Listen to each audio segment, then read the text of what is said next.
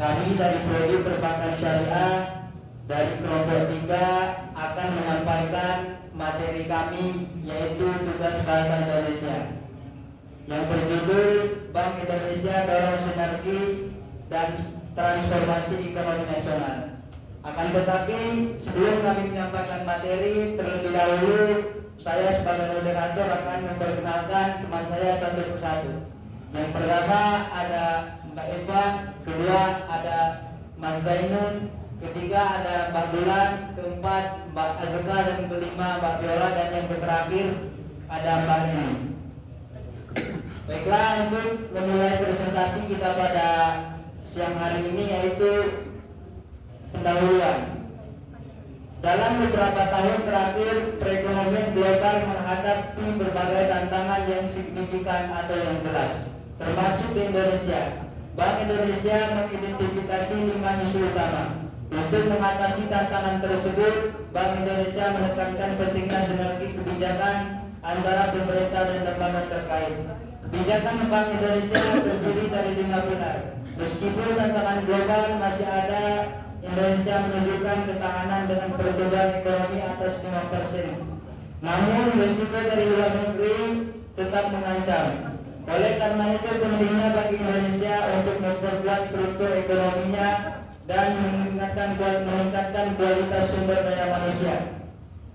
Memasuki tahun 2025, proyeksi pertumbuhan ekonomi global diperkirakan mencapai 3,2%. Oleh karena itu kebijakan yang responsif dan inovatif sangat diperlukan untuk memanfaatkan peluang sambil mengatasi risiko yang ada. Dengan langkah-langkah strategi ini, Indonesia berupaya menciptakan lingkungan yang kondusif bagi pertumbuhan ekonomi yang berkelanjutan di tengah ketidakpastian global. Selanjutnya kita akan membahas dulu yaitu apa saja yang akan kita bahas pada siang hari ini. Yaitu ada 3 poin. Yang pertama, tantangan yang dihadapi di perekonomian secara global. Yang kedua, sinergi kebijakan Bank Indonesia, dan yang ketiga, bauran kebijakan Bank Indonesia. Untuk selanjutnya akan disampaikan oleh teman saya.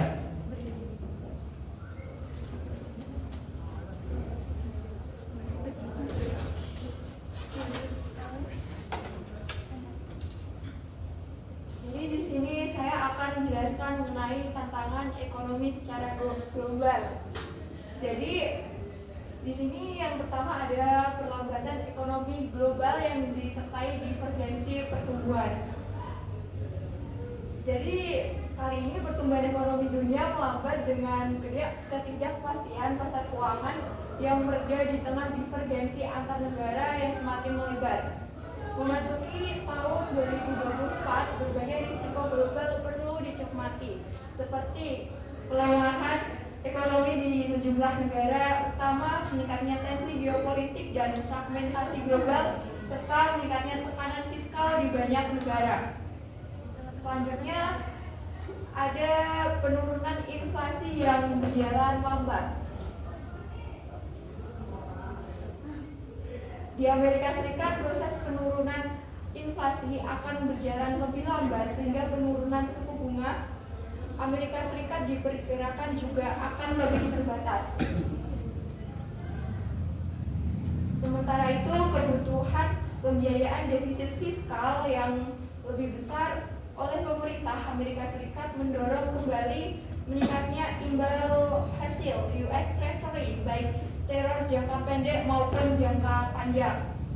Selanjutnya, ada tingginya suku bunga di negara maju yang diperkirakan akan bertahan lama. Kebijakan suku bunga tinggi di negara maju akan tetap bertahan dalam jangka waktu yang lama, merupakan upaya dalam pengendalian inflasi akibat ketegangan geopolitik yang mendorong melonjaknya harga energi dan pangan. Untuk selanjutnya, materi akan disampaikan oleh rekan saya.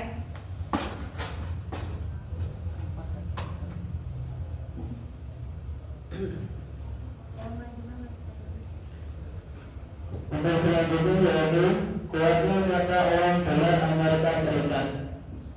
Jika dolar Amerika Serikat menguat, hal ini dapat menyebabkan tekanan eksternal terhadap mata uang negara berkembang, termasuk Indonesia. Dolar yang kuat menyebabkan harga impor menjadi lebih mahal. Fenomena pelarian modal dari negara berkembang ke negara maju. Pelarian modal menjadi isu penting yang perlu diperhatikan, terutama di negara-negara berkembang. Fenomena ini sering terjadi dalam situasi krisis ekonomi. Berdasarkan studi yang dilakukan oleh IMF dan Bank Dunia, pelarian modal dari negara-negara berkembang dapat mencapai 10-15% dari total utang negara. Untuk selanjutnya akan dilanjutkan oleh rekan saya.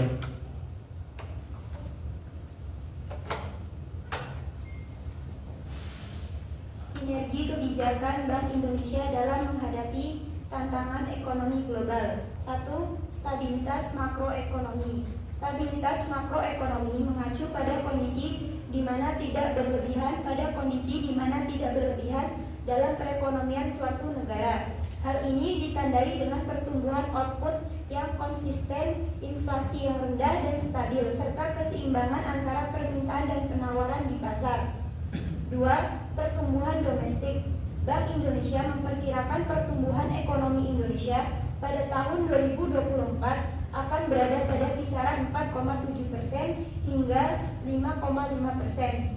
Pertumbuhan ini didorong oleh konsumsi rumah tangga, investasi, dan peningkatan ekspor terutama di sektor manufaktur dan pertambangan. 3. Peningkatan produktivitas. Peningkatan produktivitas adalah proses untuk meningkatkan efisiensi dan efektivitas kerja individu atau tim dalam mencapai tujuan tertentu. Hal ini melibatkan penggunaan strategi seperti perencanaan yang baik, penetapan prioritas, serta pengurangan gangguan. Selain itu, pelatihan lingkungan kerja yang nyaman dan penggunaan teknologi juga berperan penting dalam meningkatkan produktivitas. Baik, selanjutnya akan disampaikan oleh rekan saya. Yang keempat, pendalaman keuangan. Pendalaman keuangan di Indonesia berfokus pada pengembangan pasar keuangan untuk meningkatkan pertumbuhan ekonomi. Yang kelima, digitalisasi ekonomi. Digitalisasi ekonomi mencakup penggunaan platform digital untuk transaksi ekonomi dan pembayaran digital. Selanjutnya akan disampaikan oleh Rekan.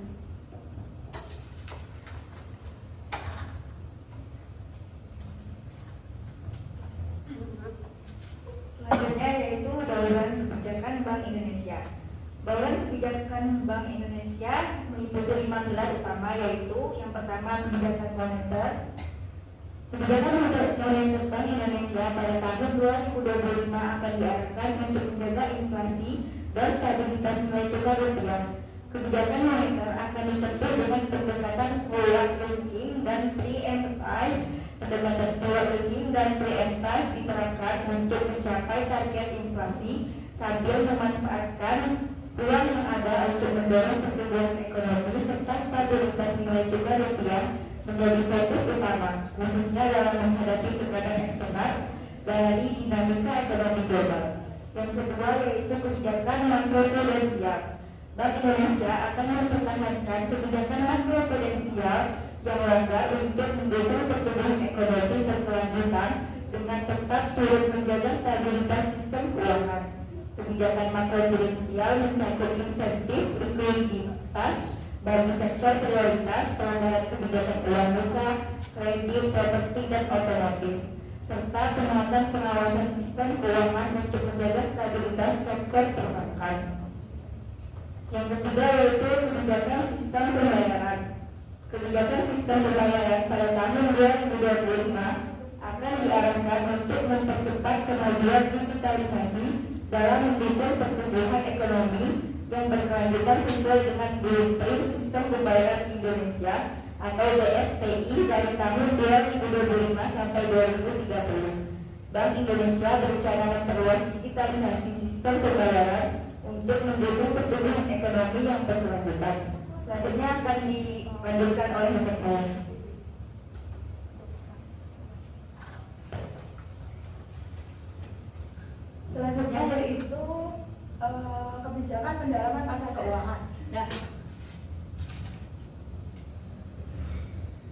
pasar uang dan falas menjadi elemen kunci untuk meningkatkan efektivitas kebijakan moneter. Kebijakan pendalaman pasar uang pada tahun 2025 ini akan tetap diarahkan untuk mewujudkan pasar uang yang modern dan berstandar internasional, memperkuat efektivitas transmisi bauran kebijakan Bank Indonesia, serta mendukung pembiayaan bagi pertumbuhan ekonomi berkelanjutan. Nah, kebijakan pendalaman pasar uang pada tahun pendalaman pasar uang dan falas akan didasarkan pada blueprint pendalaman pasar uang dan falas atau BPPU tahun 2025 sampai 2030. Dengan berpedoman blueprint pendalaman pasar uang dan falas, BI berharap dapat menciptakan pasar uang yang lebih modern dan mendukung pembiayaan sektoril. Selanjutnya yaitu kebijakan ekonomi keuangan inklusif dan hijau. Bank Indonesia akan terus memperluas dan memperkuat program pengembangan ekonomi keuangan inklusif dan hijau untuk mendukung pertumbuhan ekonomi yang berkelanjutan dan pengendalian inflasi. Selain itu, Bank Indonesia juga akan terus memperkuat perannya sebagai pelopor dan penggerak ekonomi keuangan syariah sebagai sumber pertumbuhan baru yang menjadi prioritas utama dalam ekonomi nasional. Selanjutnya akan saya kembalikan ke moderator.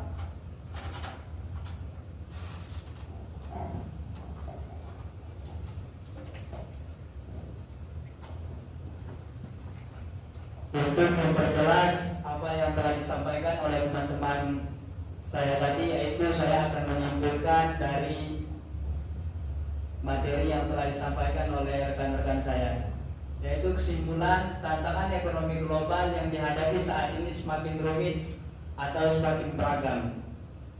Terdapat 5 isu besar yang menjadi fokus utama. Isu-isunya yang telah disampaikan oleh teman-teman tadi. Isu-isu tersebut menunjukkan bahwa perekonomian dunia saat ini sedang mengalami ketidakpastian yang jelas, yang dapat mempengaruhi stabilitas ekonomi di berbagai negara termasuk Indonesia. Dalam menghadapi berbagai tantangan ini, Indonesia perlu merespon dengan kebijakan yang sinergis dan komprehensif. Bank Indonesia sebagai otoritas moneter memainkan peran vital dalam menjaga stabilitas ekonomi domestik melalui berbagai kebijakan yang saling mendukung. Dalam hal kebijakan, Bank Indonesia mengambil langkah-langkah yang bersifat produktif dan adaptif. Kebijakan yang sinergis dan adaptif dari Bank Indonesia yang sangat penting untuk menjaga ketahanan ekonomi Indonesia dalam menghadapi tantangan ekonomi global yang penuh ketidakpastian. Mungkin hanya sekian presentasi dari kelompok kami, kelompok 3. Kami haturkan apabila terdapat kesalahan dan kekurangan atas penyampaian kami pada hari ini. Akhirul kalam, wassalamualaikum warahmatullahi wabarakatuh.